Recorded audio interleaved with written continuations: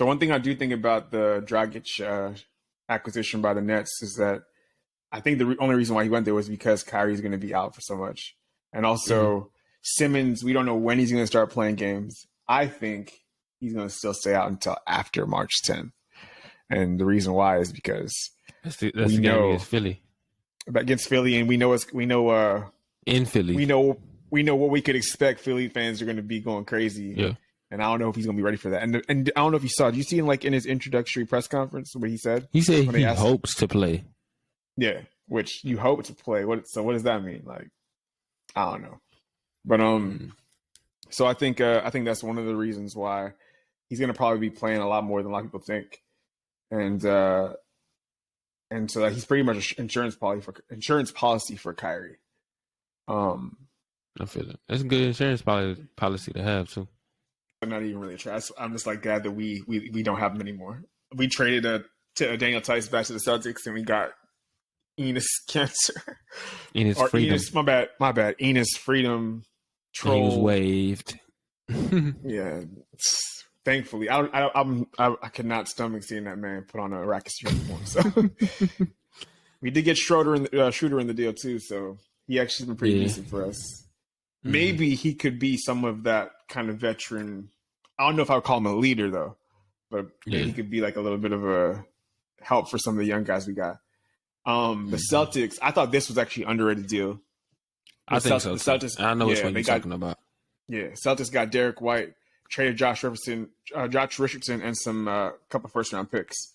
Also Romeo Langford as well. But Derek White to me is one of those players that's like very underrated.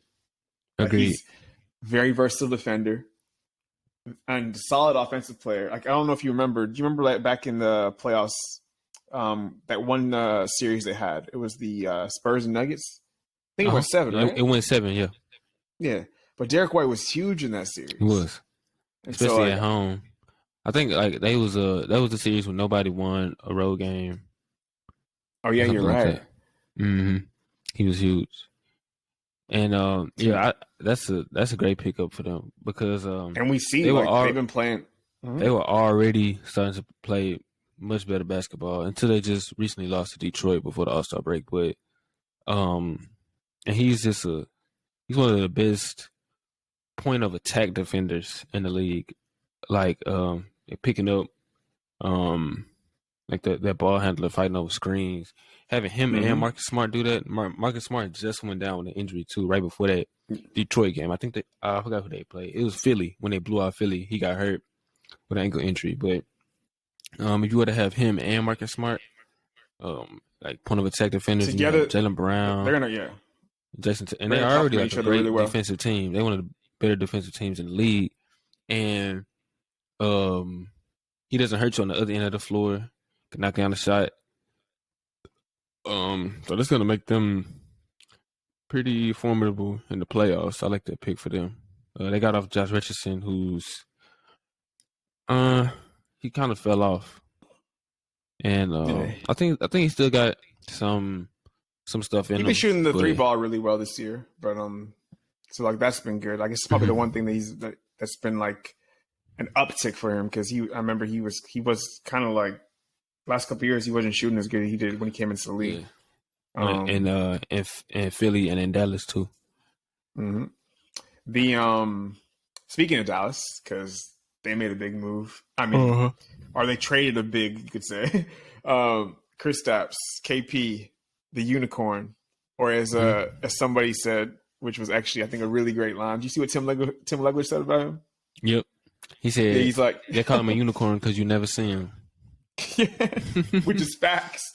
I mean, except for maybe 1 year, you could maybe say that you saw him, but it wasn't like he still got hurt and was gone. Yeah. Now I don't really understand. I mean, I guess I understand in one way because he hasn't been available enough, and he has such a massive contract, and you free up Luka to like have the whole offense revolve around him because since I think he's been gone, they've been playing a lot better actually without him. Yeah, and Luka's been balling. Like that's when he almost dropped 60. Yeah, the lane is a lot more open. But they got back Bertans and Dinwiddie. Dinwiddie's been terrible. Yeah, Dinwiddie. I don't understand. Maybe they got Dinwiddie to help make the money work, but I mean, you had to, yeah. Bertans, the Bertans has been irrelevant really with Washington since for this season. In Yeah, my eyes, I he haven't pretty much was stealing money. He got once he got that contract got that after contract. he left the Uh-huh. Spurs, he has not been he was a dead But eye shooter, but yeah. uh, since he's been playing with Luka, Mm-hmm. he actually been pretty good. Held space on the floor. He got that quick trigger and helped them win like some big games too. I think they had one in Miami. They had a nice comeback against Miami. He was part of that. And yeah, I mean, I actually at first I was like, why are they trying to get Dinwiddie?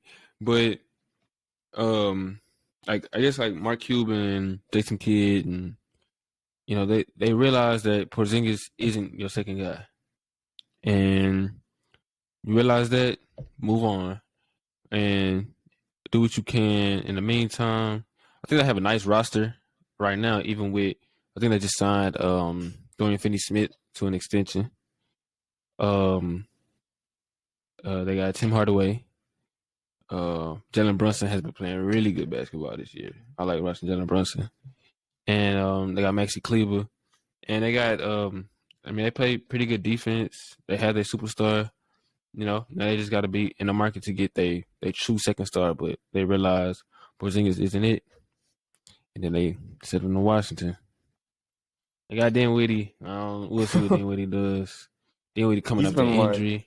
Maybe he's not been the same maybe since the that injury at all. second year after your injury, maybe that's when you start to help maybe regain that form. We've seen it a lot of That's true. times. It's the second year. Now it's rare. And we seen it with KD last year. He had that towards Achilles. He came back and he looked great, especially in the playoffs. I mean, But Katie's probably had the best return of all time from an Achilles.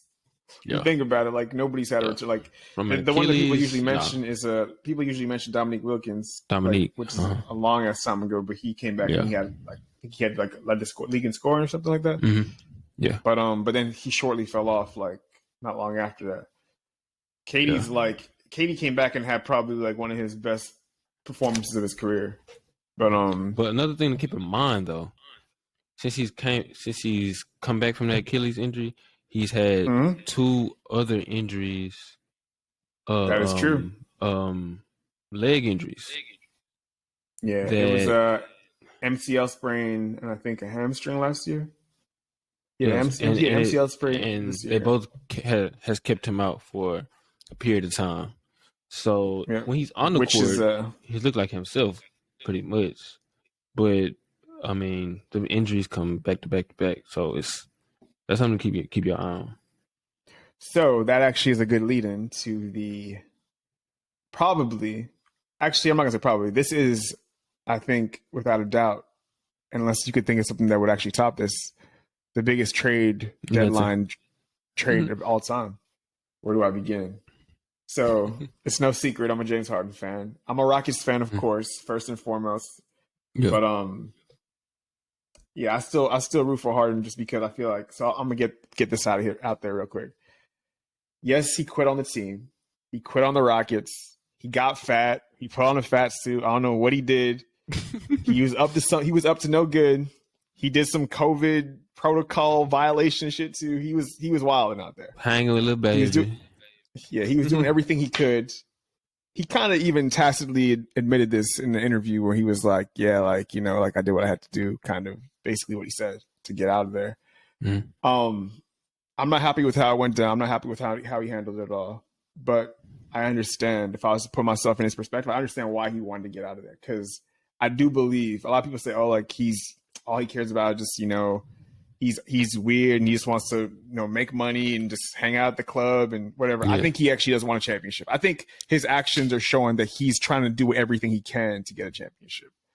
Mm-hmm. And there's no way in hell he stays with us that year. We're not winning a championship. Maybe we make the playoffs, first round exit, best case second round, possibly.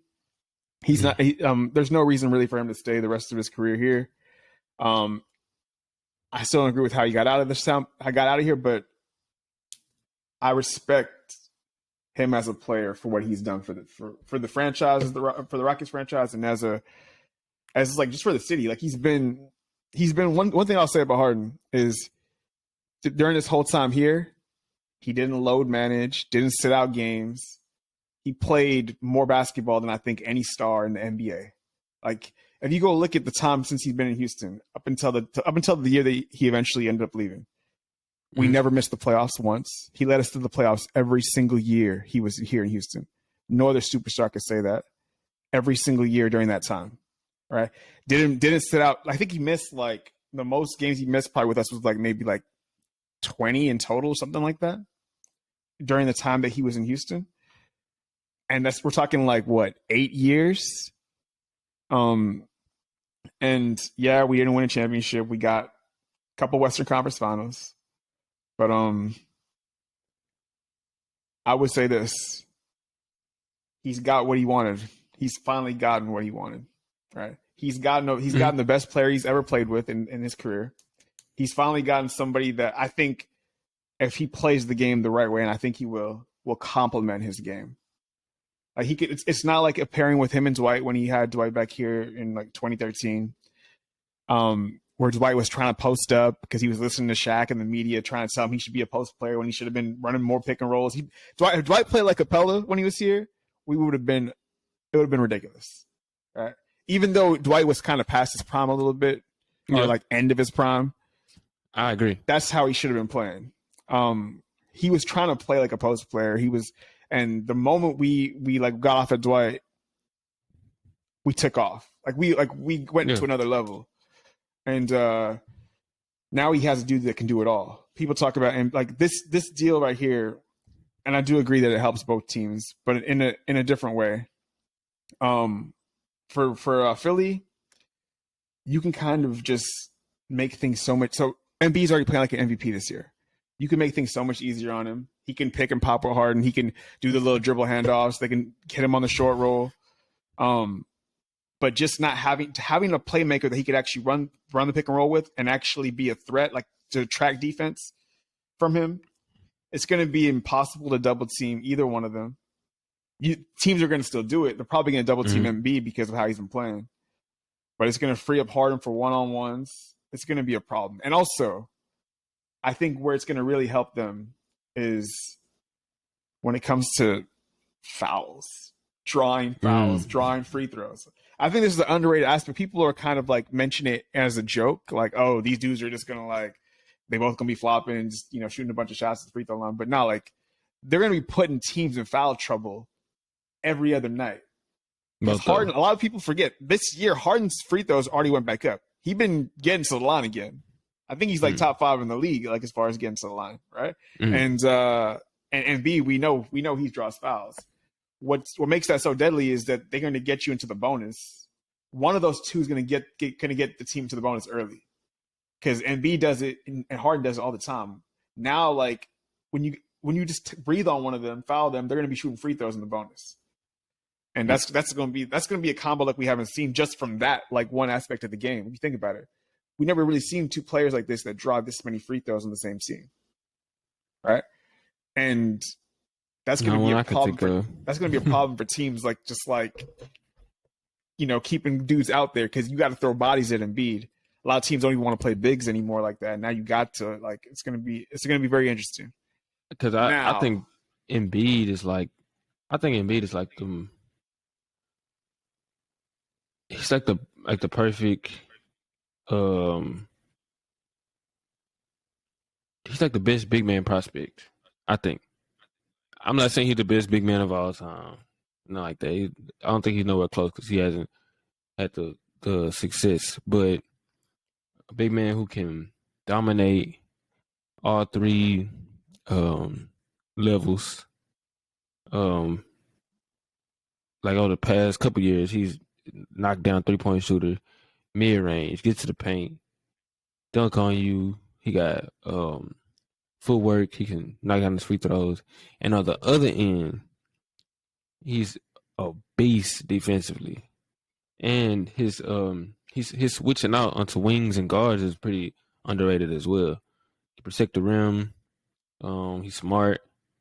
He can pass the ball. And we're seeing a lot of that this year in this MVP caliber season he having. So, having Harden, somebody like that, that's scary. Like Harden say, scary hours. The big three was a failure. Now, it's not that they weren't good together. It's not It was they that weren't available. it's not Really, like is they they didn't weren't available choke, together. but They kind of failed injuries. before it even started. They failed Yeah. before it even really got Uh-huh. to take off. Like if you look at it, like so they played 16 games together. Only what 5 of those games were in the playoffs. So they played 11 regular season games together. That's nothing. That's nothing. Like if you go look at some of the other big threes, a lot of those big threes when they played their first 16 games, they weren't even good in those first 16 games, right? You think about Yeah. it, Especially I right? remember I'm watching the big three in Miami. They Yeah, they were went like what 9 9-8. and 8, yeah. Mm-hmm. And I know what Boston. I don't remember how well they started off, but they we saw how they ended, but yeah, um Harden, somebody who can facilitate, and you have some of the most talented, if not the like at 6'2", Kyrie is probably the most talented scorer, and KD at like 6'10", 6'11", however, he's the most talented scorer at that height. And you got somebody orchestrating that. You got a shooter with Joe Harris out there. Like they would, they probably was gonna do it last year. Injuries didn't help, and the vaccine came out. Harden became unhappy. I get it from his perspective, to but me, to me, his perspective, I think, is like so when he agreed to go there, because I know it was Philly and Brooklyn were his two choices, and of course we know that the Rockets were not going to trade him for Tito wasn't going to trade him to Morey. He wasn't going to let him yeah, have him mm-hmm. because that deal was on the table. A lot of people thought that it was going to go through. I think Simmons even thought like he was going to be traded. Mm-hmm. Like that, it was basically almost confirmed, and then like they kind of pulled the rug underneath them and said, "Oh no, we're doing the Brooklyn deal."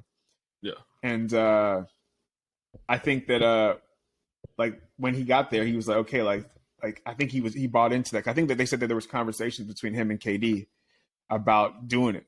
Like KD kind yeah. of like KD kind KD of said that. recruited. It, KD said he didn't talk to James Harden, but that could be. But yeah, that was cap though. I mean, there was reports that they were like meeting up and like they were Yeah, playing basketball and stuff. But I think that he thought it was going to be like he was going to be staying on for this big three. Like it was going to be like him, KD, Kyrie, and then we know what happened. KD got hurt. Then him and Kyrie were together. They had a nice little run last season. Harden gets hurt. And then going into the playoffs, he comes back early from the hamstring, mm-hmm. pulls his hamstring again. Then He's Kyrie out. gets hurt. And then Kyrie gets hurt, and then we know what happens. But Yeah, this year to me, I think his thought process was when after Kyrie said he was basically gonna like either sit out the season or not play any of the home games.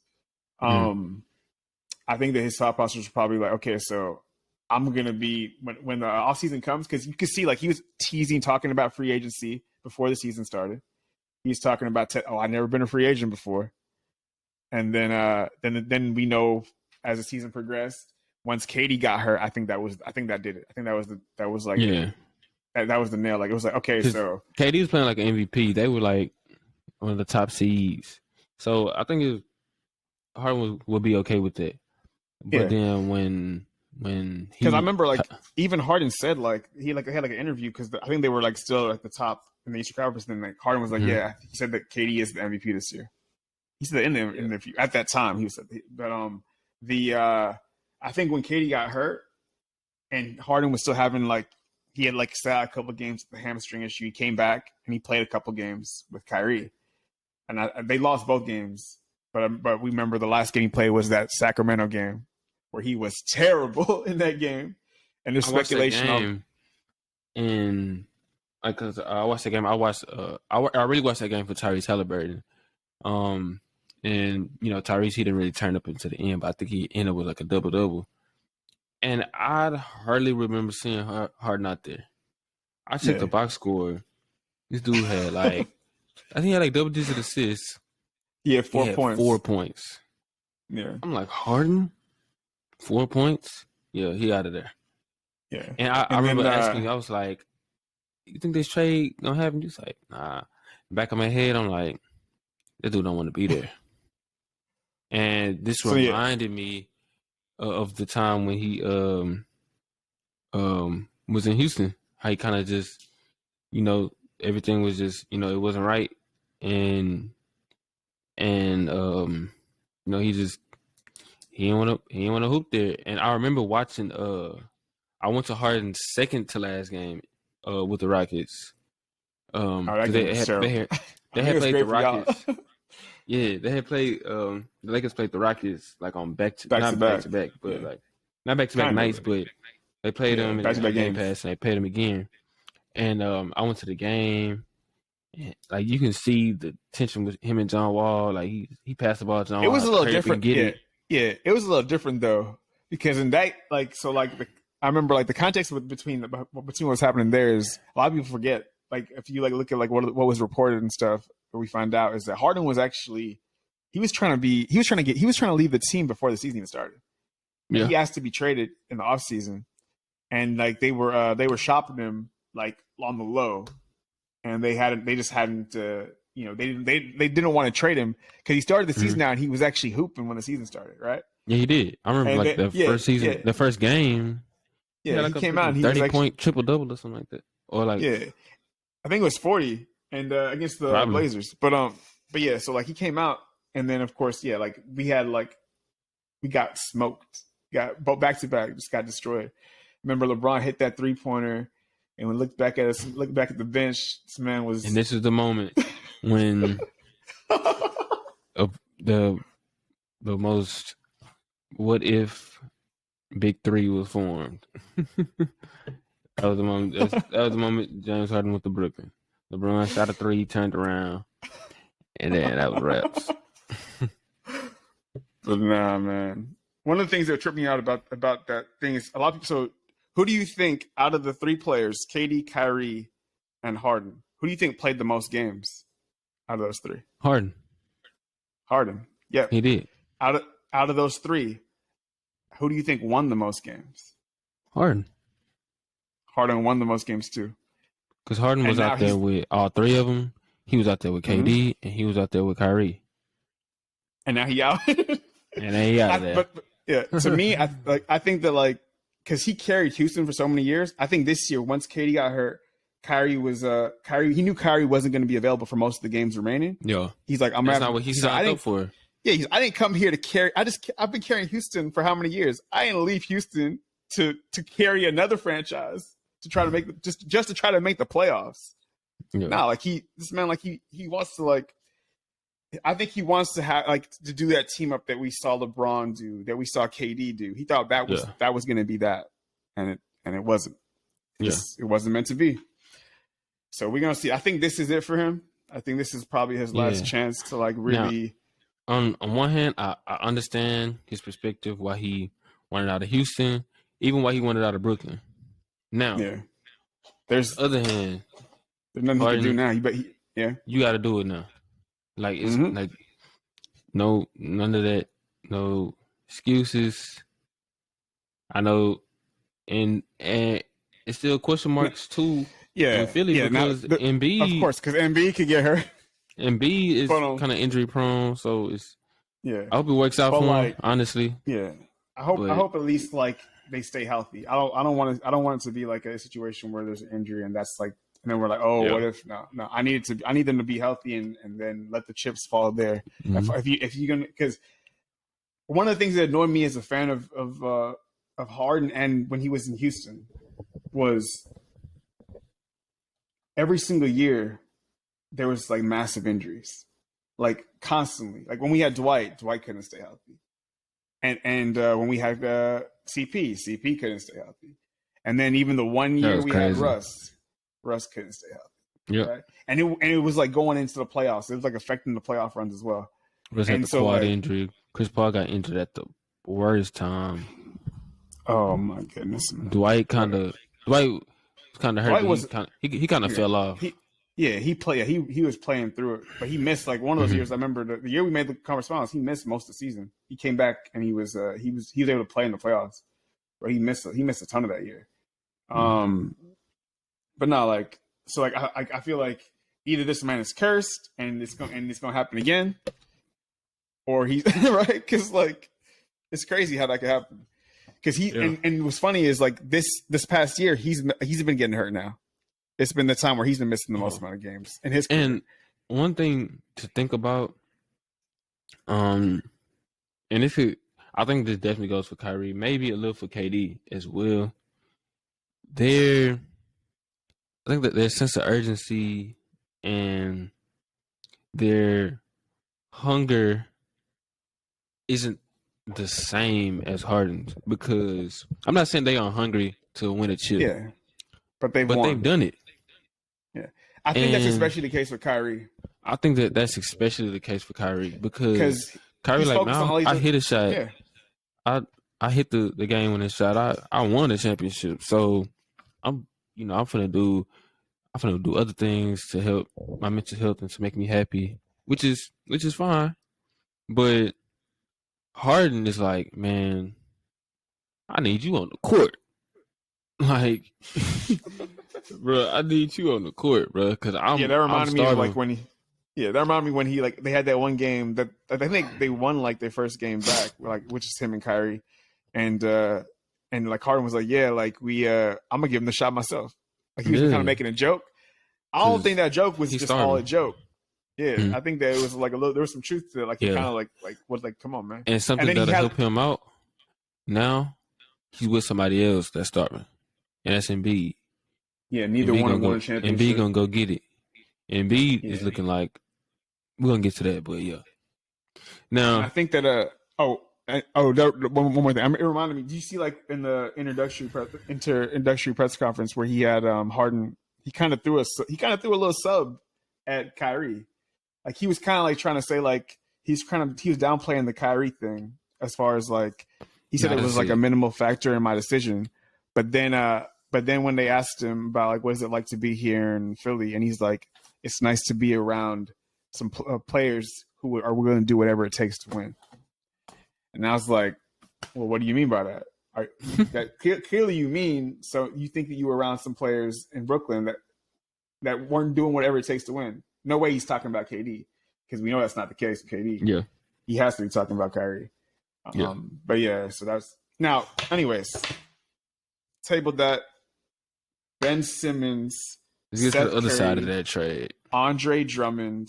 Mm-hmm. How do they fit in with Brooklyn? What do you think is the best case scenario? How do you think it's gonna work out?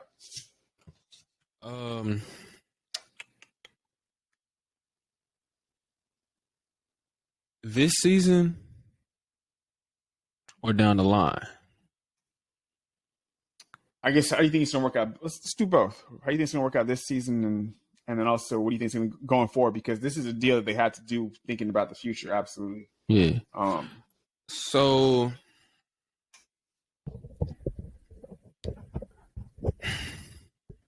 I think best case scenario, they could be extremely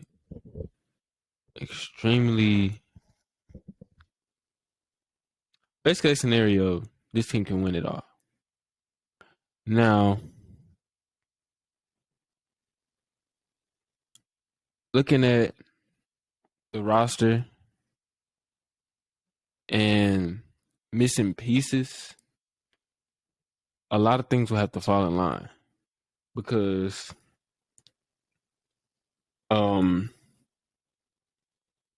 there's going to be some chemistry issues.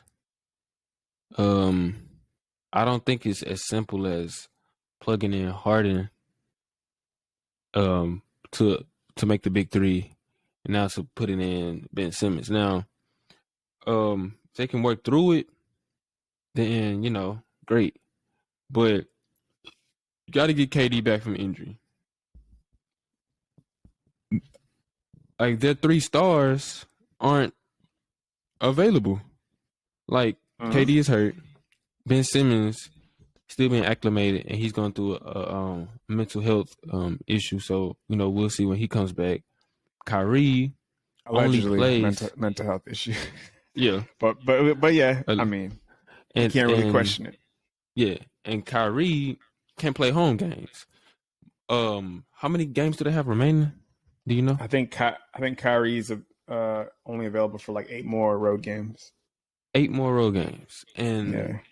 I think that's like and they got like 24 or 25 games left. So yeah, and that's unless Kyrie got to get the shot. Ben Simmons has to get acclimated. KD has to come back. And they got other pieces too. They just brought in. They just brought in Seth Curry. Who's played pretty well for them. They just brought in Goran Dragic.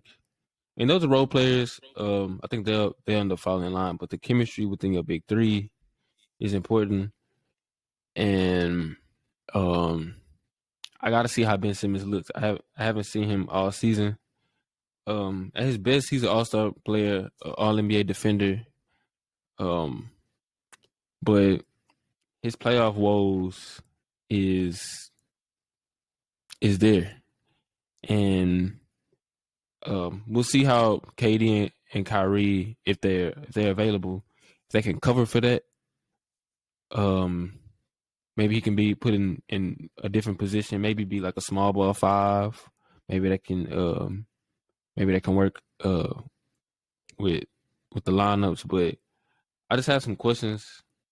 You know what? I had some questions with the Harden, Kyrie, and KD big 3 too. So, I think best case scenario. Now, to be honest though, so your questions were valid and it was true. Like they weren't a good defensive team, but what you thought they were going to be offensively, they were together when they were together. They were like arguably, one of the greatest offenses of all time. They only played 16 games together, but their offense was able to overwhelm teams that it didn't matter so much that their defense was, not the best. Their defense was just like passable.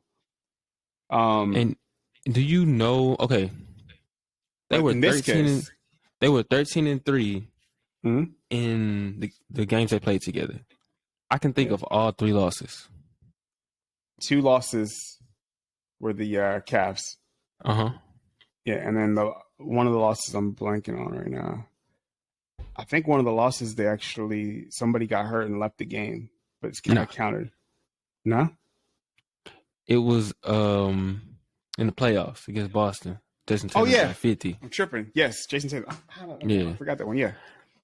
And the 2 games they lost, they were fresh as a big 3 together. Yeah, and they couldn't play any defense. The first game they played, Colin Sexton had like the best game of his life. Yeah, he went insane. Yeah, they lost like back-to-back games to the rest of the Cavs. They couldn't play any defense when they first got together, which is just fine. And then they won like 13. No, not 13 straight, like maybe 12. And then Harden, and then in the playoffs, Jason Tatum had to drop 50 to barely, beat them. So it was just, to me, the best case scenario for the Ben Simmons thing is, you have to have all 3 of them out there for it to actually work. To me, if they're going to actually, they need to all be playing like consistently if they're going to actually be able to try and win a title with this. But it would be Ben Simmons as Draymond Green 2.0. But the thing is, I'm skeptical because I know people think, you can just have him play small ball 5 and he can just fill that Draymond type role that KD's played with before and everything will be great. He'll help their defense. I think he'll improve their perimeter defense, but he's not a rim protector like Draymond Green at his size. Like Ben Simmons has never been like a rim protector. Now we'll see if he actually has that ability, but that's never really been his game. And I think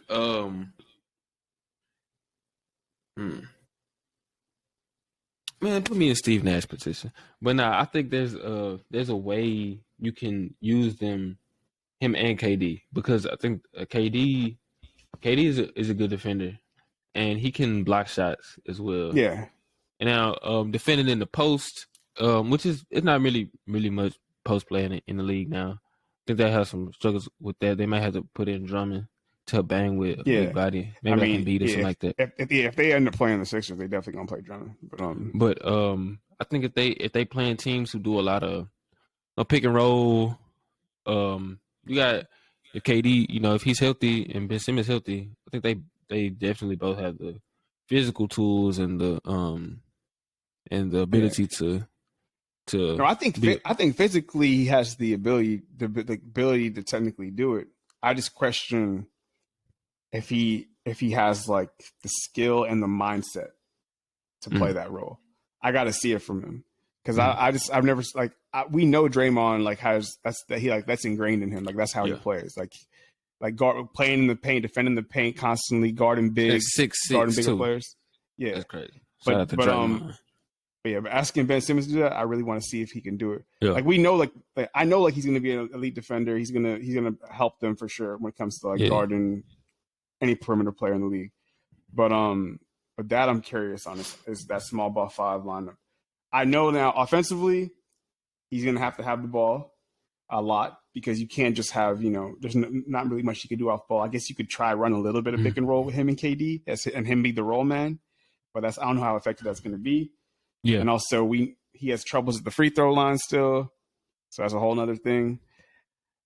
If it comes out this season where Kyrie's still going to be out because they haven't lifted that mandate, and Ben Simmons starts playing, I think KD is going to feel the weight build upon him when he comes back from this injury, because with no Kyrie, Simmons on the team, there's no way teams aren't going to be doubling KD more than ever. Mm-hmm. Teams are going to be doubling off of Ben Simmons' man as much as possible. And in a playoff series, if Kyrie's missing every other game, missing all the home games, then I don't see how teams aren't going to be forcing Ben Simmons to try and be a scorer, doing everything they can to send another help at KD. Yeah, so we've seen Ben Simmons in the offseason shoot some J's and step backs and all this. And, they say he has been receiving some help mentally. So I'm not going to say much about that, but we'll see how Ben Simmons plays. I think it's some people that are optimistic because he's in a new position. People are like, he's with KD now. KD going to show him how to shoot jump shots. Get out of here, man. This man won't even take the shots. You gotta have the confidence. And one thing about it's going to be very interesting to see. Now, where I think that he's going to absolutely help them offensively, if there's anything, it's in transition. Great transition, pusher of the basketball. He gets out, he runs, he hits the break fast. Will find shooters. Like he's going to find Seth Curry in transition. He's going to find create transition. Like when there isn't even like a rebound. Let's say off a made basket, he'll get the ball, he'll push it all the way down to find a shooter. That's where he's at his best. Yeah. So the offense, I have questions maybe about the half court offense, especially when Kyrie isn't available to play. That's gonna be where it's a problem. It's half court offense because that's always been a problem, especially in the playoffs. Teams key in on you, and you passing the ball. Trae Young, I just can't get over watching that last year. But hey. But there's been a pretty interesting trade deadline. My Lakers didn't make any moves. I understand it, to be honest. I wanted us to make some moves, but once it got closer, I realized that we shouldn't. But there's not really a whole lot of moves you can make unless you just do something crazy. Yeah, but I feel like there were no moves to undo the moves that we made in the offseason. So you don't want to double down and, mess up, especially when you don't know what the future can hold for, your stars staying or going. So, I'm kind of glad we stood packed. And see how we can close out the season. So, we're gonna take a quick break, and when we come back, we're gonna get into the standings in the league, and our contenders and pretenders in each conference. Okay. All right. Okay, we're back. All right, so we're looking at some of the standings in each conference. We can start out East first. So with the NBA, you can be a 10th, a ninth, and 10th seed now, and potentially make the playoffs due to the play-in tournament. So, I don't think any of those teams in the top 6 in the East will fall off, which is Miami, Chicago, Philly, Cleveland, Milwaukee, or Boston. And little hot take right here, okay? I think with the way a lot of the question marks around Brooklyn, they could potentially miss the playoffs or be a first round exit. Like they have like basically they kind of got a new team and they're missing their core pieces. And Kyrie for home games, KD with his injury, and Ben Simmons still has yet to play, and it's kind of I don't know. I think that's a strong possibility. That's kind of crazy too. Yeah. What do you I don't. Yeah. What do you think about the standings out east?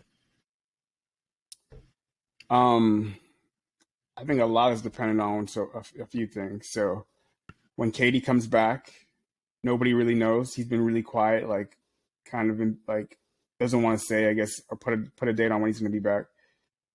If he is out like another 3 or 4 weeks or something, I could see them continue to drop. Like they're 8th right now, but they're really like a good distance from the top 5. Like the chance, like they could easily fall out of the playoffs, like right after All-Star break. They need KD to come back as soon as possible because we know Simmons is still. I don't think he's going to play for at least a few more games, and I'm kind of speculating that he's not going to play probably for longer than that. And Kyrie's out until. I mean, Kyrie's only available for 8 more games. Yeah. This was crazy. So KD, I think, could be the biggest loser in the actual Harden and Simmons trade. And the reason why I say that is because, so let's say he comes back, they're like they're either out of the playoffs or in the 8th spot, right? They make it into the playoffs.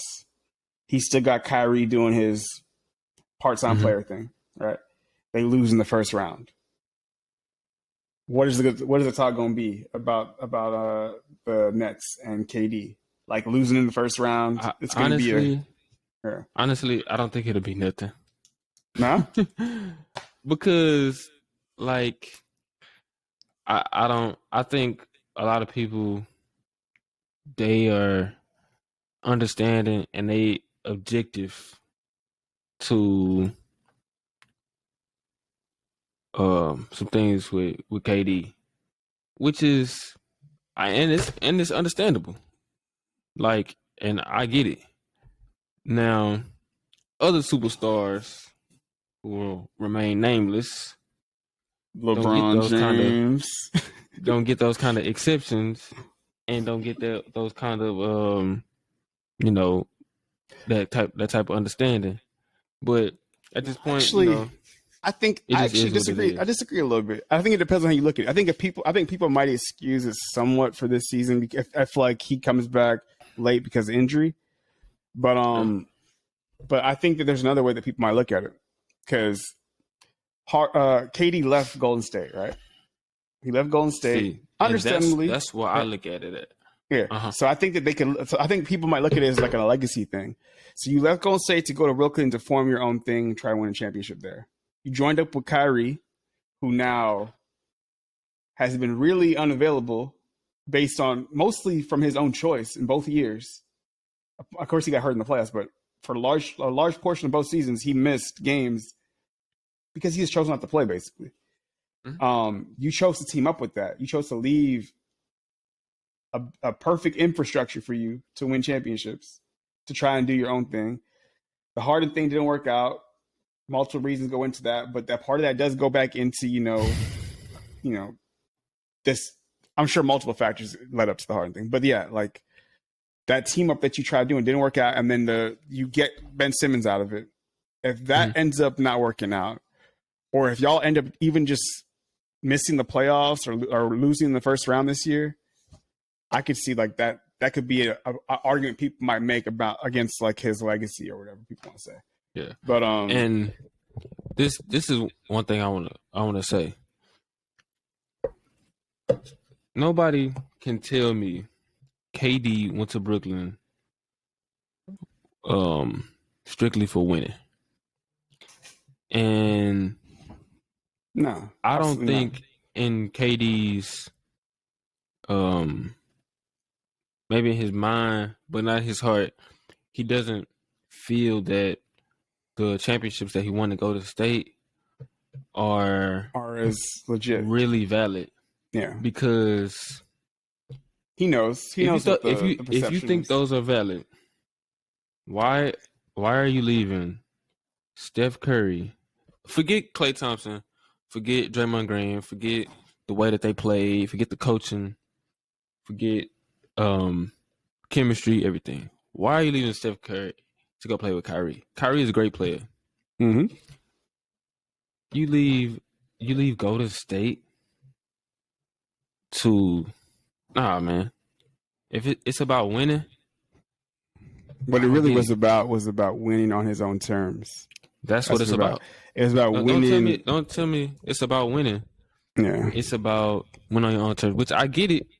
Yeah, but I that's why I don't think that he feels that those championships are really valid in his eyes.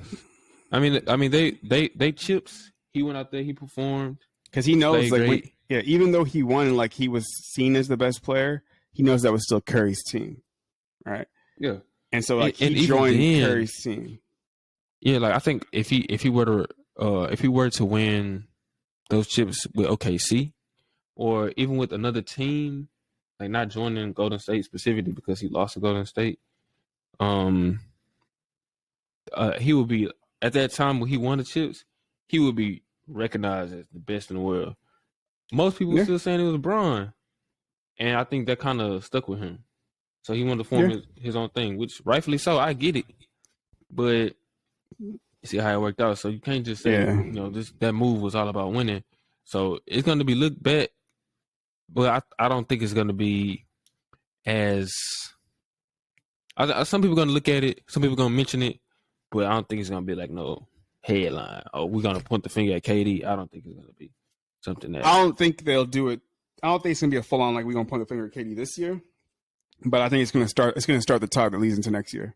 Like it's going to put pressure on. Like if they do like have an early exit or miss the playoffs, there's going to be a lot of talk about it next year. Like I think if they don't. All right, so but as far as like briefly.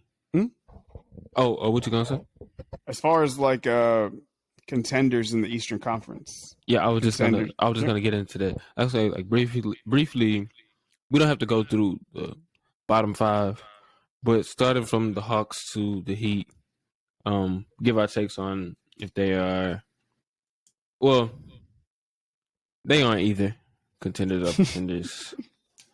I would say, the Hawks. No. What about you on the Hawks? I mean, absolutely not. They're pseudo pretenders. They're not even real pretenders. They fake pretenders. Yeah, they're not even in the Hornets. Nah, like Absolutely not. Yeah, the Hawks just like completely fell off this year. I mean, so many things wrong. Mm-hmm. It starts with their defense, but yeah. Clint Capella hasn't been the same this year since he came back from his injury or his off-season surgery that he had. Completely just has not been. It's been like kind of a detriment in most of these games. But we'll see how they do in this next part, because they do have a chance to still get back into the playoff race, and we'll see if they actually. I mean, they're only 2 games out of it from the Nets. So yeah, I mean, damn, the Nets, they are so close. They slumping. Charlotte, I don't want to spend too much time talking on them. They are. I mean, they're a fun team to watch, but nowhere near a contender. Brooklyn, I think you got to put an asterisk on them for now. They contenders, but could very well be pretenders. You got anything to say about Brooklyn? I mean, we pretty much went over it. It's all dependent on when are these dudes going to be on the court. We don't even know, right? It's like the same question. It's the same issue that's been there when Harden was there. We don't know when now it's a new 3 with Ben Simmons. We don't know when they're going to play. At least Harden was going to be out there, Just right now, like Toronto, they made a nice push since the start of the season, but I don't think they're anywhere close to being a contender. Or they're a pretender. Yeah, I mean, we could probably say they're a pretender, but I mean, like, I don't know. Well, I think like a you're right. They're not a pretender. They're not a pretender, because nobody even really takes them seriously. Like, we know what they are. We know that's a first round exit waiting to happen. Which is like, who's going to get them? Celtics. Yeah, Celtics. They been playing better as the season went along as well. Sitting at 34-26. Now this right here. Well, I mean, I'll let you go. What do you think? I think they're a true pretender. They have potential. They have some experience with Tatum and Brown and Marcus Smart and Al Horford. People who have, players that have been to conference finals, played in the playoffs before. I just think that they lack, they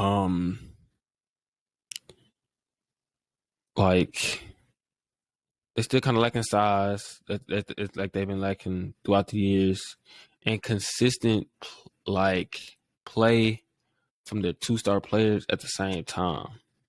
And we have like jokes going back with this all the time that we never see the 2 J's. We rarely, I should say rarely, see the 2 J's go off at the same time. Jason Tatum will have a great game, and then Jaylen Brown, where's he at? And then Jaylen Brown have a great game. Yeah. So except for now, we did see that they did have a great game together against the Sixers. The Sixers, a couple weeks ago. They smashed. But they smacked them boys, and that's when they started to play better ball. But can you rely on that? I don't know. In the 7-game series, I mean, I think they both still getting better actually, but in the 7-game series, I can't put them as true contenders right now. The Bucks, Milwaukee. I absolutely consider them contenders. Absolutely. With their big 3 on the floor, they have like a great record. They just made a trade for Ibaka. They've been missing Brook Lopez all year, but still they have a superstar. They have cohesion. They have championship pedigree. They have players who are like bubble type all-stars in Middleton and Drew, but they shown the ability to raise their game in the high stakes on both ends of the floor. And they have the nucleus. They sit at the 5 seed right now, but they still can probably catch the 1 seed. They're only 2.5 games out. But that 1 through 5 is like pretty tight.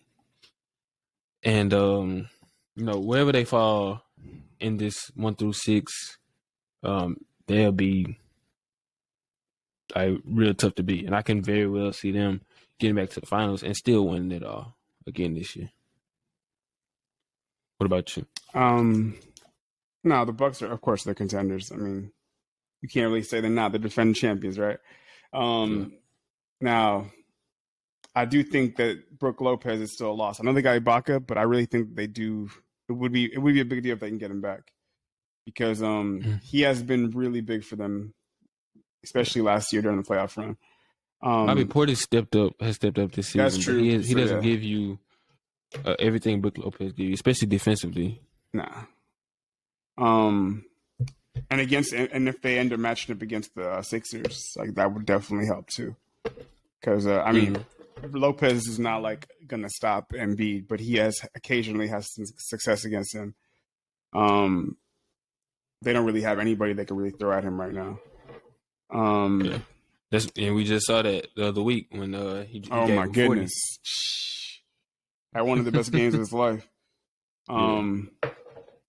The Bucks, so contenders, Cavs. Right now they're in the fourth spot, which is crazy right now. You already know I've been watching a ton of the Cavs. I made a take before the season. Mm-hmm. So Evan Mobley drafted 3rd overall. There was a lot of speculation on who the Rockets should take. Should they take Jalen Green or should they take Evan Mobley? I was leaning towards Jalen Green because I feel like watching him, looking at him in the G League, that he had a lot of star potential, that he had a lot of like intangibles and a lot of things that like popped off the screen. Had a lot of just crazy talent. I was skeptical on one aspect when it came to Evan Mobley, and that was I don't think he had the potential to become a superstar because of some of his inabilities offensively. Now, defensively, he has been better. He's been a beast. He's been better than I thought he was going to be. I thought he was going to be really good defensively. He's elite already, right? He's probably the 3rd best player behind Darius Garland, and I would say Jared Allen's been their best player. Because he's just been so impactful for them on both ends.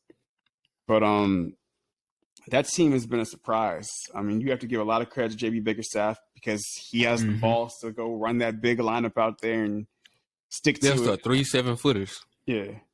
And that a lot of them works because Jared Allen is the rim protector, but Mobley's able to switch on the perimeter really well. Yeah. And he can help clean up too. Yeah. They complement each other. They complement each other actually perfectly because Jared Allen is not as good of a perimeter defender as Mobley. He's capable. Actually better than like a lot of people would think, but Mobley's clearly the better perimeter defender.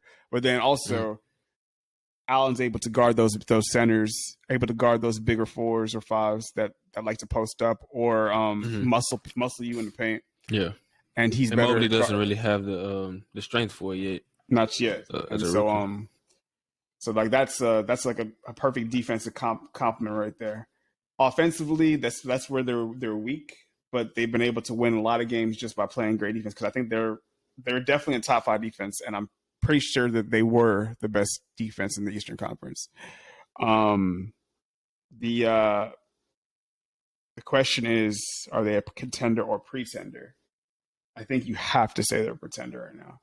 I don't see how they can. Yeah, I don't see how they can be considered a legit contender. Like this team's come out of nowhere. It's the first real run in the playoffs. They have. A lot of young guys. They're a great story. Yeah, a great story. I think in order to be like a true contender, you gotta have veteran experience. A superstar. Yeah, you gotta have veteran experience or a superstar. Yeah, and they don't have either. And I mean, they have Kevin Love. But they have like very limited amount of experience. Take nothing away from them. They had a very surprising season. Really good team, especially good defensively. But is there a scenario where I can see them winning the playoff series? I think there is. I think there's a scenario I can see them winning the playoff series. In the right matchup, I think they can. Like I think a series against maybe Toronto or Boston, I could definitely see them winning. Yeah, that actually be very entertaining to watch, especially like. I would actually Scotty like to see Barnes. I would like to see them in the playoff Evan series. Mobley. Yeah. But yeah, I just think they're still young.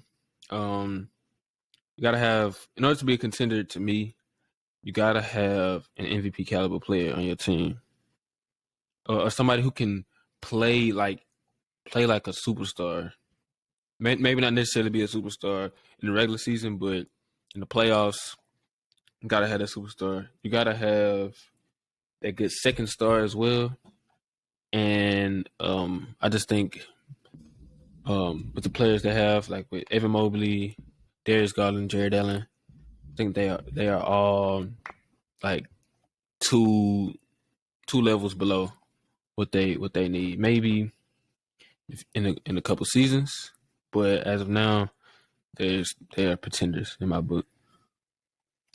Yeah, I agree. Philadelphia Sixers, 76ers. Yeah, this is a pretty easy one for me. They contenders.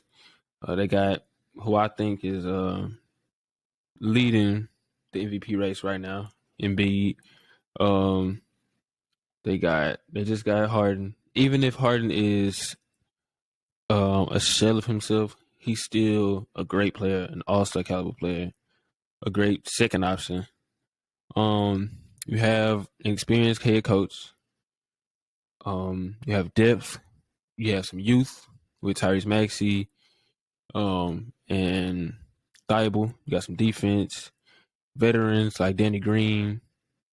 I think they just have to. They got to do it, and it's not just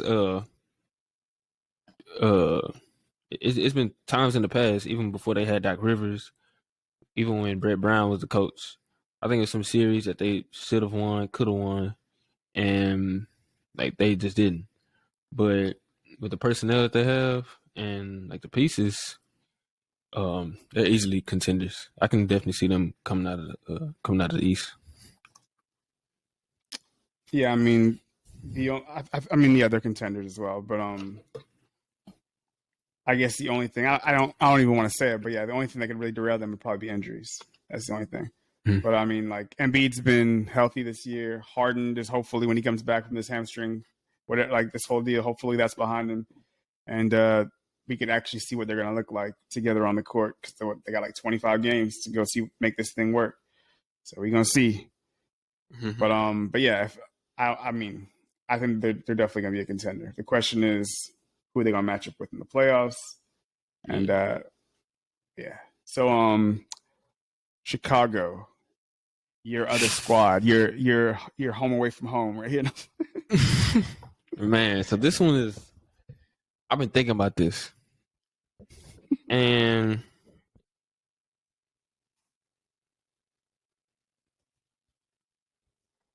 I really, really, really, really want them to be contenders, but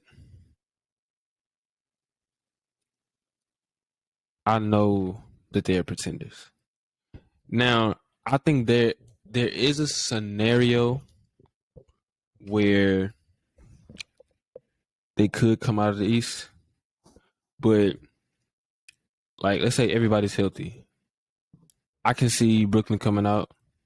I can see the Bucks coming out. I can see the Sixers coming out. I can even see Miami making it out. But if everybody's healthy,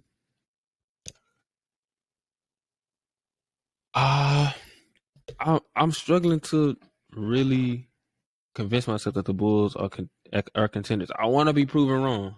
I want to, and they have like a great squad. Like I think Billy Donovan is one of the finalists for Coach of the Year. DeRozan playing like an MVP caliber player. Levine is the second star, a beast. Vucevic, he started off the season like slow, but he's been picking it up. He's been rebounding the ball like crazy. But they also have pieces that are missing, and the defense has been kind of struggling. Because of it, and they were elite before that. Yeah, two of my favorite players actually, Lonzo and Alex Caruso. Yeah, man. They some some big pieces that they're missing. Also, Patrick Williams, the young guy, he's missed some time from the beginning of the season. He may come, he may come back. Mhm. But shout out to Ayo Dosumu. He's a rookie for the Bulls. He's been picking up a lot of the slack for Lonzo and Caruso on both ends of the ball. He can he has a little bit of both of them. He has a little bit of both of them in his game. Also, Kobe White, he's come along, shot the ball really well. They have everything. The questions are at the top for me of their depth chart, and that's DeRozan, Levine, and Vooch. When I've seen Jimmy Butler perform at a superstar level, I've seen him play well in the playoffs, lead his team to the finals. Mm-hmm. We know Embiid is an MVP caliber player, perennial, a superstar. Seen him play great in the playoffs before. We know about KD. I'm looking at the top teams. I'm looking at the best players on those teams. And when I look at DeRozan, if he can continue to play that he has been in the regular season, I'll change my mind about them being pretenders. But too many times I've seen DeRozan be a shell of himself in the playoffs. Now he has looked like a different player this year. Like we haven't seen. He does. He actually looks like he's been playing like a superstar at times this year. That's how good he's been. Yeah, and another thing with Chicago, they have to. I want to be proven wrong, but they have to prove to me is that. Okay, Andrew, at the top of your head, can you think of a game Chicago has won against one of these teams that we consider contenders?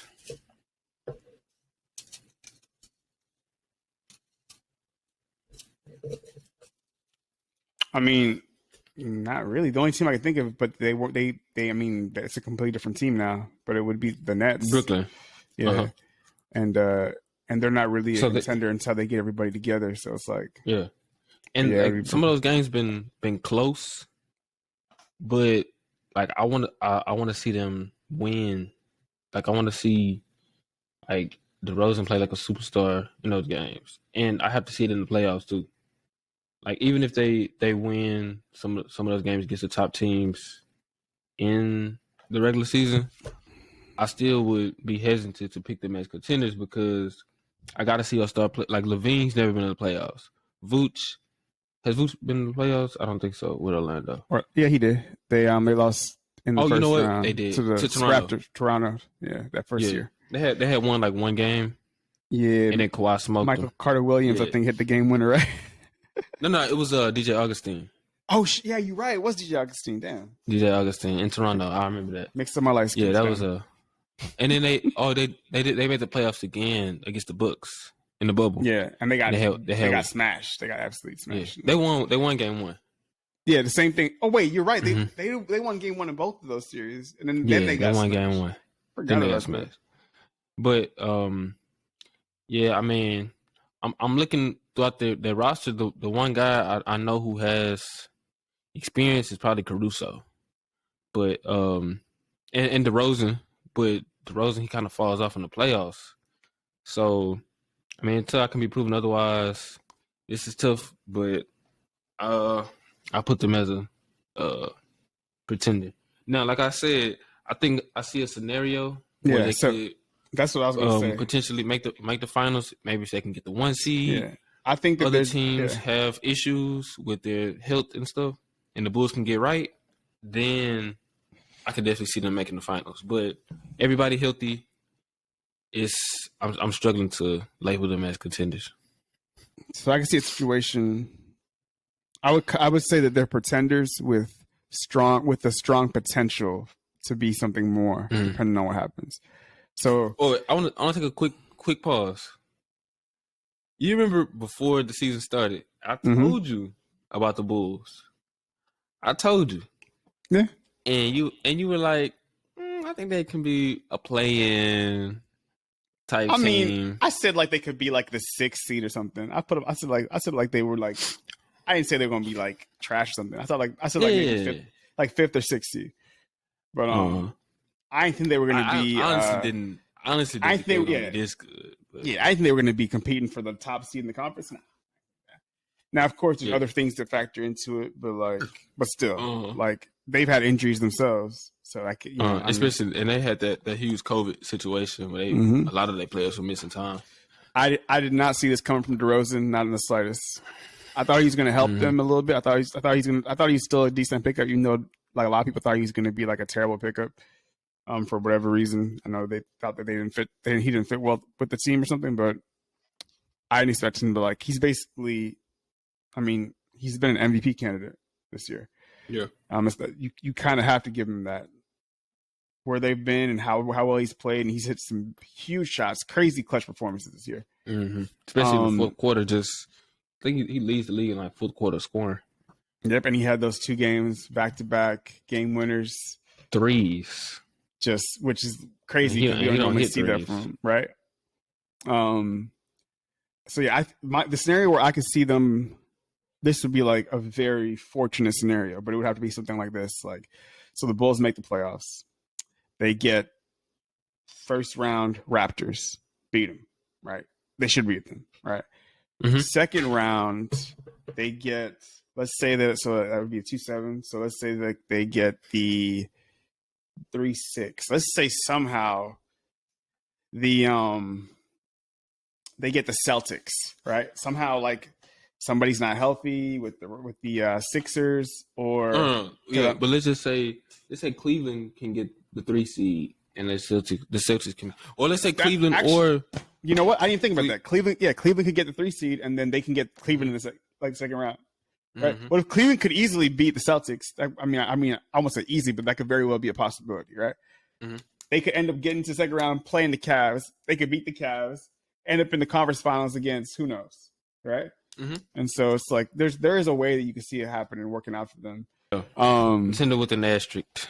Yeah, the Miami Heat, South Beach. So, Miami is pretty interesting. But I'm gonna label them as a contender because they have a player who I believe isn't a superstar, but in a playoff series and when he can get hot, he can elevate his game. They have great supporting cast. They have some veteran leadership with Kyle Lowry, somebody who's been there, somebody who's won the championship. And they have a great foundation. They know who they are. Great coach, Eric Spoelstra. Yep. Bam, one of the best defenders in the league. They have shooting. Think in the playoff series, Eric Spoelstra, he's excellent, and exploiting matchups and mismatches and putting players in position like to succeed. And I think they have something to prove too, because they got waxed by Milwaukee last year. I thought that was gonna be a competitive series. I think like game 1 was competitive. Other than that, that was pretty tragic. So yeah, Jimmy was out there looking like Julius Randle. Yeah, Jimmy was. Yeah, he was out of there, and but they did just go get Kyle Lowry. There's some rumors that Oladipo could be coming back soon, which I don't know about that. But yeah, they have a good foundation, and they have some nice pieces over there, some veterans. Udon is still over there to be a player coach in some of their years. So yeah, I'll label Miami as a contender. No, I agree. I think they're a contender as well. One of the things, so I loved when they got Kyle Lowry. I thought that was a huge pickup for them. PJ Tucker as well was big for the Bucks last year and has always been like low key, like a underrated playoff performer. Like he just always brings something to teams, whether not just with his defense, but just like with his hustle and everything like that. The only thing I think it depends. I think matchups are going to matter for them depending on who they get. But I think that they could make they could push any team in the entire conference for sure. I really want to see them play the Bucks again in the playoffs. I don't know if it's going to be able to happen because of how the standings are currently. Yeah, but it's still like they're so close up there at the top. Like I mean, Bucks aren't that far out from the 1 seed either. But I would love to see like a round 3 of that because we saw like the Bucks get their get back last year, and I know that the Heat. I'm pretty sure like there's no way like you have that kind of performance that you don't want to see those guys again. Especially so like with Pat Riley out there, and they got Kyle Lowry now, so that's definitely going to help them out in the playoff series. Absolutely, and so yeah, that's something I kind of want to see as well. I don't know if we're going to be able to get it unless they get to the conference finals, but yeah, we'll see how that shakes out. But yeah, I would say so. Miami contender, Sixers contender, and of course Bucks contender. Everybody else irrelevant or pretender. Yeah. Chicago.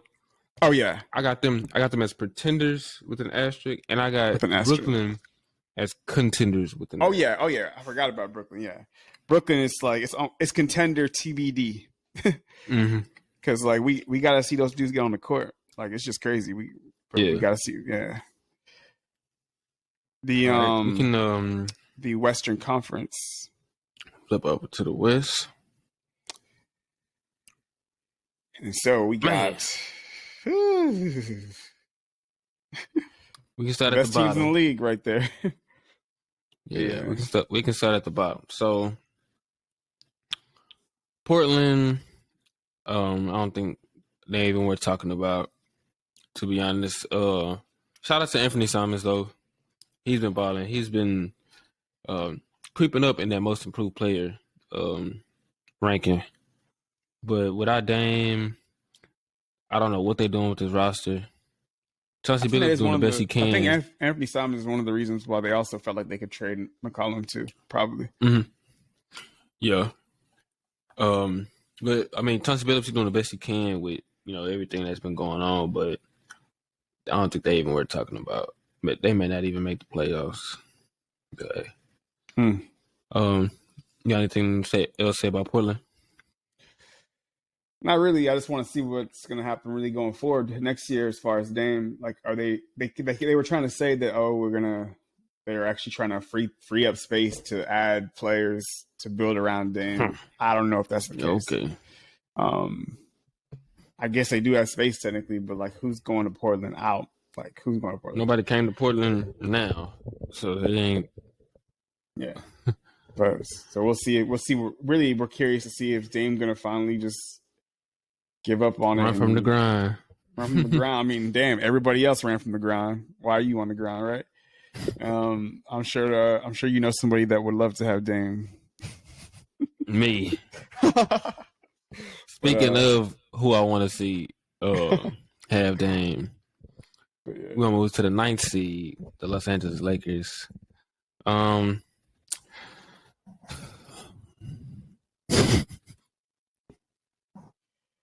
Where do we begin? My team. Man? Where do we begin?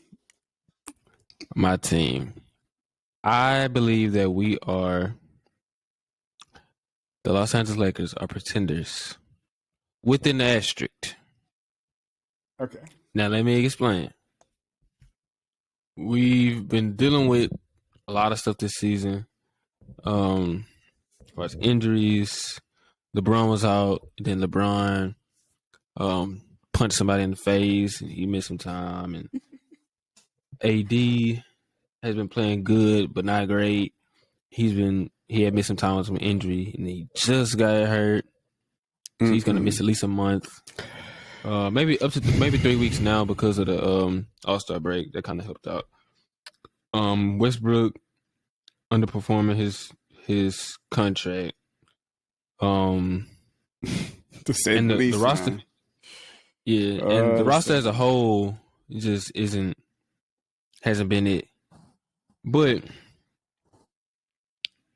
There's something to be said about the fact that, I mean, it's only been 2 seasons, but healthy LeBron and AD have not lost the playoff series.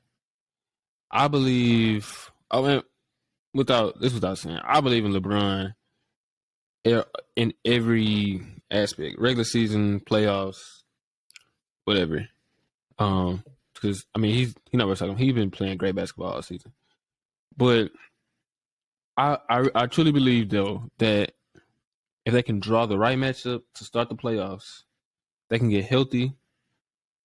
Because they've been missing Kendrick Nunn all season. He's a mid-level exception. He hasn't played.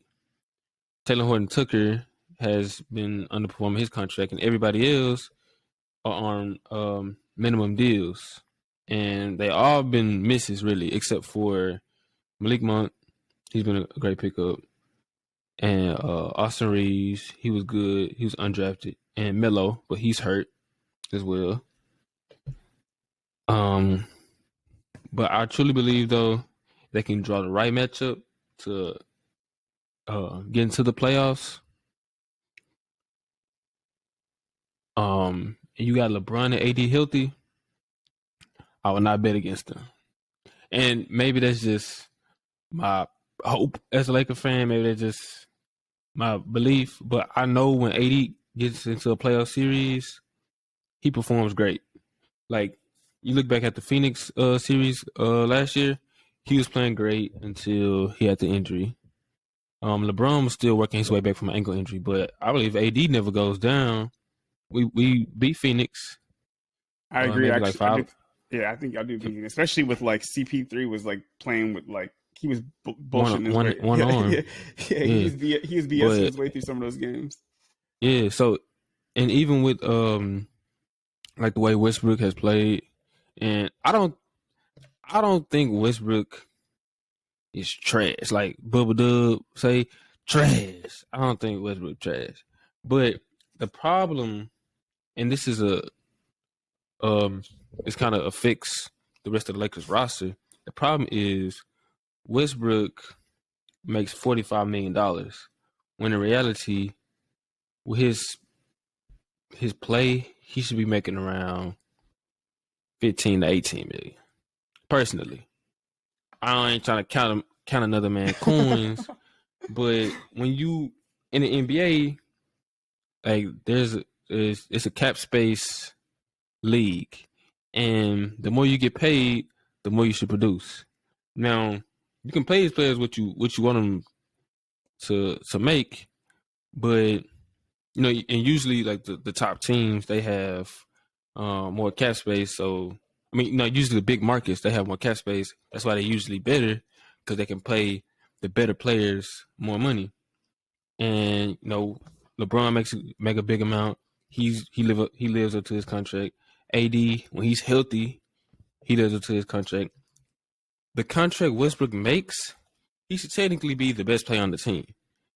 And he's not even the third best player on the team. If he played up to his contract, it would be no question about the Lakers being title favorites. And he's playing like worth a third of that. And maybe that's something they gotta address in the offseason, as far as trading Russ to break that down into players that can help them in the areas that Russ is supposed to help at that $45 million deal that he's on. But I still believe, though, that in the playoff series with LeBron and AD, we'll see how Westbrook, you know, gets in the playoff series. But I think if they draw the right matchup, and this injury to CP3 is kind of raises an eyebrow. Mm-hmm. But in the right playoff series, they can get in, which I think they will. I won't bet against them. So pretenders with an asterisk. Okay. We're gonna have a larger Westbrook conversation on another time, but we're gonna go into that right now. Clippers. Do you have anything to say about the Lakers? You know what? I know. I took a lot of that time. No, but- no. Oh, no. As you should. So no, I would say Pretenders. I would have said Pretenders with an asterisk until this AD injury happened just recently. This last AD injury to me gave me like I don't even know. Like now I'm questioning if y'all are gonna make the playoffs. Now I'm like I would still probably lean towards y'all making the playoffs, but y'all are like 9 seed right now. And LeBron's gonna have to carry the load probably for most of the remaining games. It looks like. I don't know. That's like right. Things are getting dicey right now. And then y'all would end up playing most likely the Suns in the first round. Yeah. Well, I mean, there's a way. Okay, let's say you're looking at the standings. We are how many games behind the Clippers? Y'all are what, 3 games? 3 games back at the Clippers? But that's just we've played less games than them. We have the same amount of losses. Yeah, you're right. So if we get to the 8th seed, we'll play the 8th. We'll play the 7th seed for that seed. So the 8th plays the 7th. Oh yeah, and whoever wins that matchup is the 7th. Yeah, the play-in. So the play-in I can see actually. Yeah, the play-in's a very strong. I mean, y'all are either going to get 8th, or y'all are going to get in. I guess. I mean, y'all are going to have a chance to get in because I mean, I don't see y'all falling out of the play-in. So. So let's say if we were to get Golden State in the matchup in the 7-game series, I think that's a series we could, if everybody's healthy, I think that's a series we could potentially win because if Draymond is still out of there, I think so. Yeah, I understand we have to draw the right matchup and we have to be healthy. And let's say we'll play Golden State, and the only team that scares me as a Lakers fan, if everybody's healthy, the only team that scares me is Phoenix. That's the only team that scares me. And if let's say we get to the 7th seed and somehow beat Golden State, we won't have to play Phoenix until conference finals. So it's interesting. But no, enough with this Lakers talk because I'm getting a headache. All right, let's get through it. Clippers, Pretenders, 100%, right? Yeah, Pretenders. Yeah. I mean, if they had their 2 stars, and they're not coming. I could see them as. I mean, I think PG probably will come back at some point, maybe. Mm-hmm. But I don't see Kawhi coming back. Yeah, they. But I mean, shout out to Ty Lue. You see, they the 8th. They got they 8th seed and we 9th, and he been missing his stars all season. It's true. That's a testament to his coaching right there. And they got some other good pieces around them too. Minnesota, fun team to watch. Absolutely Pretenders though. I don't see. Yeah, I hope they can stay in at least in the play-in or something. I want to see them in the playoffs. I don't know if they'll. I mean, they're not going to do nothing, but it would still be fun to see like Anthony Edwards, Cat, see if they can make it interesting. Maybe a playing game or something. If not, but right now they're playing the Warriors. I mean, they can still move up, but nah. That's they out of there. Yeah. Denver Nuggets, Pretenders or contenders? I gotta label them. As pretenders. They have an MVP caliber player, but if you look at the way that they perform, their point differential with Jokic on and off the floor, with him on the floor, they're like the best team in the league, and with him off, they're like the worst. So that's why they've kind of been hovering around 500. They've been and you literally just said what would be Jokic's MVP argument. That's his MVP case in a nutshell right there. That's his MVP case. Now, I think if they were winning more games, he'd be up there for sure. Probably be like number 1, bro. Mm-hmm. Now, and they aren't healthy. They're missing their second and third base players with Jamal Murray and Michael Porter Jr. And I think that's the main reason why they're a pretender. Is they They need those dudes. I mean, they need Murray, and who's who knows when he's gonna be back. They said Murray could potentially come back. I haven't really heard much about it lately. And Michael Porter Jr. back giving out again, so we'll see what happens with him. They just pay him a lump sum of money, so see how that works out in the future. But like standing, nah, I don't see them as no, I agree. I think they're pretenders as well. Mavericks, Lucas. Mavs, they're a fun team to watch, especially with Luka. They have a superstar player, but this isn't hard for me. They're pretenders. I just don't think they have a good roster. They just don't have that other guy. Like they wanted Porzingis to be that guy, and they seen that he wasn't, so they shipped him off, and they're gonna try to look for somebody else down the line. But they just don't have the other guys who help lead them to like the finals and a deep playoff run. I think they need that guy like Luka. And they have other good pieces. I just don't think they have enough to really be labeled as true contenders. No, I agree. They're pretenders. They're like I would say they're like in that stage of like not quite the same, but like think like Harden Rockets, but like 2013 with or like Mike D'Antoni when like 2016. Yeah, like Mike D'Antoni maybe like year one type of thing. Like, but I don't even know. I mean, we'll see. Can they win a playoff series? That's possible. Like if they get the right matchup. Like I don't know, maybe. Like if the playoffs started now, they'll be playing Utah. I think they can beat Utah in the playoff series. They could. It's possible. I still probably pick Utah, but it's definitely not out of the possibility. No, you're right. But I don't know. That would be interesting. But it'd also be the first series we see like Luka not play the Clippers, which would be something different. His first 2 times in the playoffs, he always got to play the Clippers. Yeah. I know you're tired of seeing the Clippers. All right, on to the Jazz. The Jazz. I will not be fooled by Utah.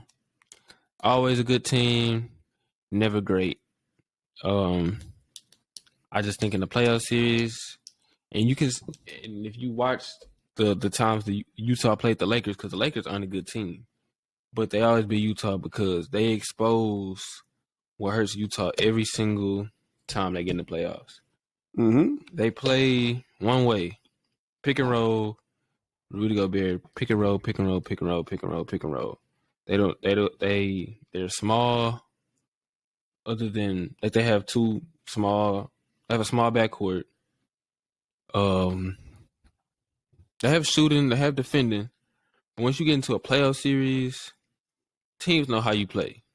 Rudy Gobert is not a presence in the post where you switch the screen. It's like he's stagnant. The best thing he can do is get an offensive rebound. But like a lot of things that leads to their success is their pick and roll, and teams they won't switch it. They'll Donovan Mitchell, he'll have a lane to the goal, he'll have a pull up, or Rudy Gobert be open at the rim for a lob. And that's really their success. But once you get to the playoff series, you play against some of the best teams, bigger bodies, you got like bigger wings. They'll just switch the pick and roll. So there's no lane for you to drive. You have better players defending your play. The Jazz players on the perimeter. So like, what you gonna do? Give it to Rudy Gobert in the post? No. And on defense, I mean, I think they're pretty solid, but they don't have much beyond Royce O'Neal on the perimeter to help check some of the best perimeter guys. Always a good team, never great.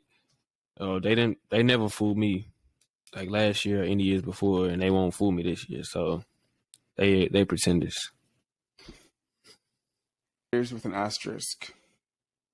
I think that they're pretenders, but I think that there is a possibility for them this year. That for them to be like a surprise team, possibly. I don't think they're gonna do shit. Memphis Grizzlies. Man, the Grizzlies. I got the Grizzlies as contenders. I think them boys are ready right now to really make a real run, because I think that they're well coached, and something that really impresses me is that Trey, he told me this too, and I agree. When Ja is off the court, and they haven't had Dylan Brooks really like most of the year. When Ja is off the court, they don't miss a beat. Like, they are just as good when maybe a little better record wise, when they don't have their best player. And maybe that's just I know it's certain specific requirements for a team to be labeled as a contender, but they got that youth, they got that hunger. They may have the most improved player in the league this year. Ja, he's having a great season, maybe MVP caliber type season. Like I said, they're well coached. They are a surprise in the West this year. I think Cleveland was a surprise in the East, but I don't think they want all the smoke, man. So I can see if they confident. If somebody lets them get confident in the playoff series, I know they're young. Somebody let them get confident in the playoff series, they can be deadly. So I think I'm on the fence a little bit, but I'm leaning toward a contender, actually. So no, they've been a huge surprise. Nobody saw this, man. I don't like nobody saw them being this good. 41-19 right now. I thought they could probably be like, 7th, 8th seed or something this year. But nah, I'm gonna still say they're pretender. And the only reason why I say that is I just fall back on like just going by history. I have to see you in the playoffs, and I need to see like either have that experience and advance, or show me something. Like show me like I have. There's too many players on that team that are young, inexperienced, haven't been there, and there's so many question marks that make me just lean on the side of like. Of course, now it could be like a situation where it's like, Derrick Rose and the Bulls, right? And and they go in the playoffs and they have a great little run. But even now I think about it now, even Derrick Rose, like he got in there and he had a couple series losses first, right? He lost to Celtics that first year. They had a 7-game series, pushed them to the brink. But they lost in 7. I could see something like that going down for the Jazz. I mean, not for the Jazz, for the Grizzlies. I could see them getting into a series. Maybe they advance. Maybe they get like into the second round, maybe. But they're gonna run into a team that's just got a superstar and they got vets, and they're just not gonna be ready for it. They're gonna have Ja's gonna have a game where he struggles, where he shoots really poorly from the field, and the other perimeter specifically. And the other supporting cast is not going to be able to carry or pick up the load, because I feel like even though like that stat does say that they've had success without him, I feel like that in the playoffs it's going to be a whole other thing. But I could see even them, like, let's say it's the Grizzlies versus the Nuggets in the first round. I would probably pick the Grizzlies, but I give the Nuggets still a very legitimate chance to beat them, because I think they do have the best player in the series. Yeah, and Memphis is that pretty young, and so and they do have some experience. Like Jokic has now been there. Now he's been to a conference finals. He's He's had some great playoff performances. I would definitely be interested to see that series. All right. So the next one we have was Golden State Warriors. Mm-hmm. Definitely got to label them as contenders. They just got Clay back. He's been up and down, but I've been impressed to see how well he's played defensively since he's returned. Still has to be consistent as a scorer and a shooter specifically, but he's not shying away. He's jacking them shots up. He's playing like he never missed any time. I mean, as far as in his shot selection, he's been taking shots like he's prime Clay, like ain't nothing happened to me. But yeah, so that's been funny. Yeah, Steph, he started the season great. He was in a slump, but this is Steph Curry, one of the greatest players of all time, one of the greatest shooters of all time. They're missing Draymond, which kind of sucks for them. The defense kind of sucks. I think when getting Draymond back will help Curry I think with that, his slump. I think that is I think that's what this slump has revealed, is how important Draymond has been. Exactly. Because people kind of on both sides of the ball. Yeah, I feel like people talk about Draymond. They always talk about his defense, and they kind of like slander him or underrate his offensive ability. Like Draymond is, as a passer, I was gonna say offense isn't just shooting and scoring. Offense is like how he communicates, he screens, makes the right passes. Yeah, it's not even just his passing. Yeah, it's his screening, how him knowing where to be at the right time, finding players, helping put players in the right position, and knowing when to make the right pass at the right time. Because you can have passing ability, but not know when to make the right pass. Right? Because we see guys that can make all the passes and not the best decision maker. Yeah. Yeah. Anyways. And so anyways, be a great passer and a great playmaker. And I think he's something they've been missing. But they got some great pieces. They play good defense. They unselfish. They got scoring. They got their superstar. They got their second star. Maybe Clay get more rhythm. He get more into rhythm after the All-Star break. But they've been one of the better teams all season. And they retooled after the layoff they had since KD left. So they back as a contender. So back on the KD thing real quick. The KD I was talking about like how this can be bad for KD is what if the Warriors make the finals this year and the Nets miss the playoffs or lose in the first round? That's gonna look terrible. Yeah. But yeah, I mean that's whatever though. So I agree though. Contenders, especially. I mean, I don't know. Let me clarify this. They're contenders as long as Draymond Green is back. If Draymond is out and because this thing has been weird. Like he's missed so many games. If he's legitimately not going to play in the playoffs, that's he's out of there. I think they're pretenders. Yeah, I think they need Draymond. I think he's that important. They think they need him to be a contender. And it's evident. I know it's been 6 years, but when they missed Draymond, I think they beat Cleveland 2016. If Draymond doesn't miss that game, I know Bogut went down. I think in the game Draymond missed.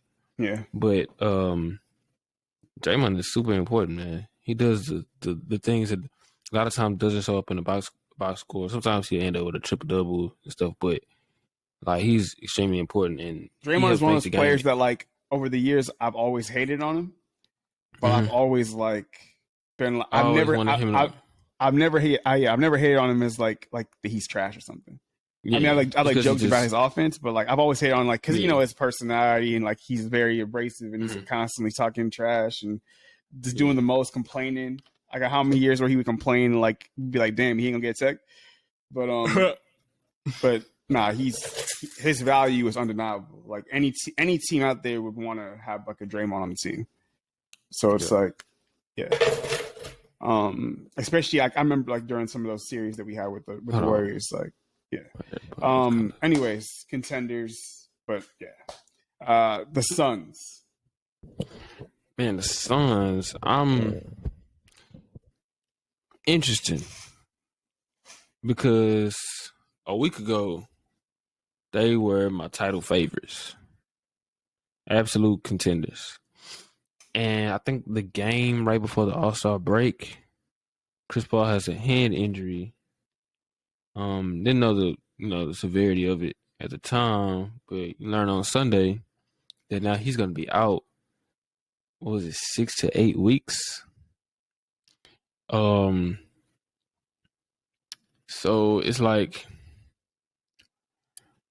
they're contenders because they such a great team, like from top to bottom.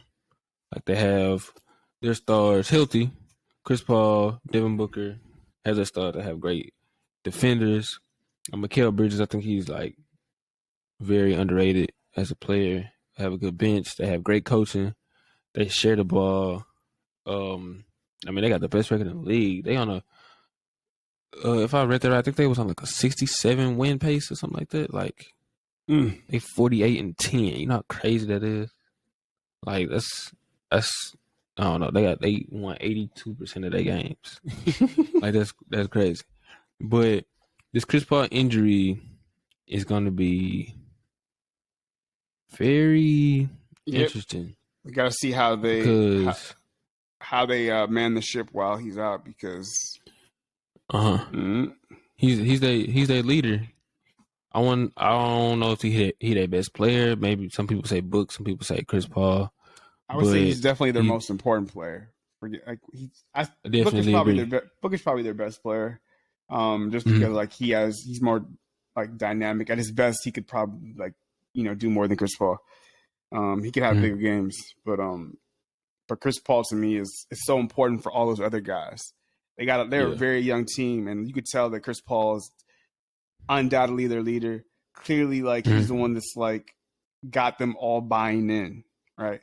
Because like all those young dudes, I know he enjoys playing with all those young guys, man. I feel like it's a perfect situation for Chris Paul's personality because being a vet, being in the league for so long, and having that cachet, all those young dudes they respect him and they can kind of look up to what he's doing, and everything he says they can kind of they won't question it, right? They won't be like, oh snap, like no, like they look at it and they're like, damn, like that's that dude, right?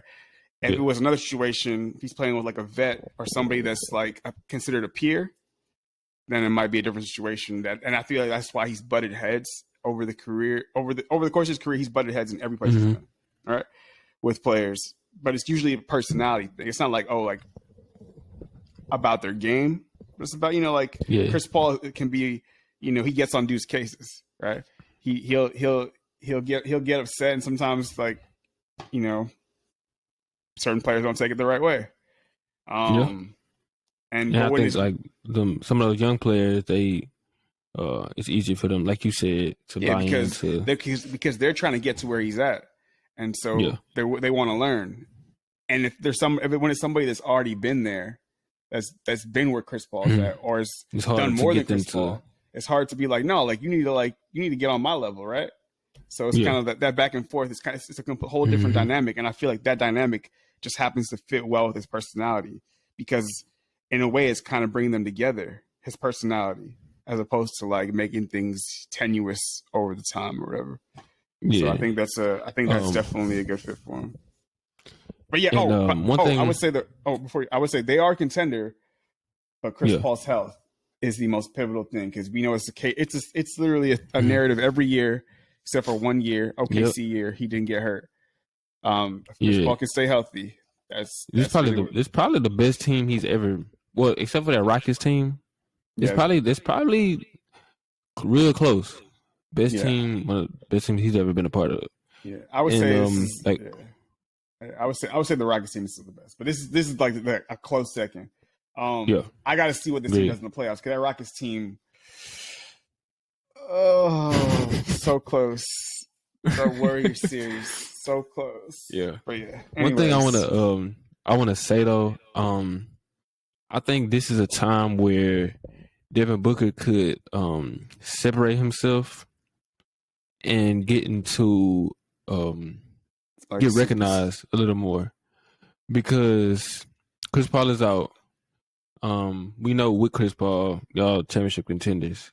Now, without him, like, are you gonna elevate your game, or are you still want to just go out there and get booked? Yeah, I mean, so like Chris Paul's out like they said 6 to 8 weeks, right? Yeah. So like he's basically out until damn near the playoffs, probably like right at the playoffs. Pretty much. Again. So So I mean, if Devin Booker can elevate his game and keep them at the same pace winning games, the Suns will become even more scary than what they are already. So I'm looking forward to seeing Devin Booker in this space without Chris Paul. See how he responds, because anytime he's been on his own, he struggles. Without Chris Paul, his team has struggled. The team, like he'll get his numbers. Yeah.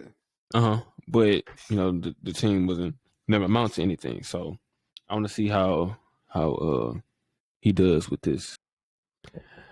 All right, Drew, that's a wrap for episode 1. That was pretty fun. Thank for everybody tuning in. However you listening to this. We'll be back next week. Drew, got anything to say? That's all, man. It was fun. All right, man. Next week we're gonna actually start with the MVP race. Oh, yeah. Got that. All right. Thank you, everybody. Peace. All right.